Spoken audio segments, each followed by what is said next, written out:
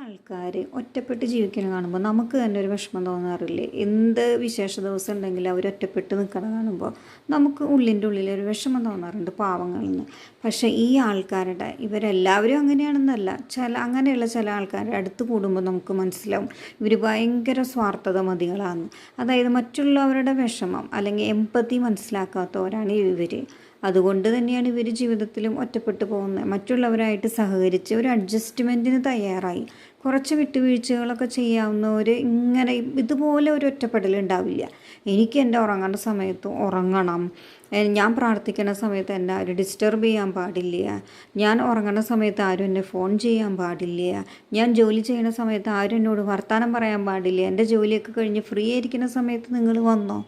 ഇങ്ങനെയുള്ള എൻ്റെ എന്നുള്ള ഈ ആറ്റിറ്റ്യൂഡുള്ളവർ എപ്പോഴും നമുക്ക് ഒറ്റപ്പെട്ട് കാണാനായിട്ട് സാധിക്കും. അവരോട് അടുക്കുമ്പോൾ മാത്രമേ അവരുടെ ഉള്ളിലിരിപ്പ് നമ്മൾ മനസ്സിലാക്കും.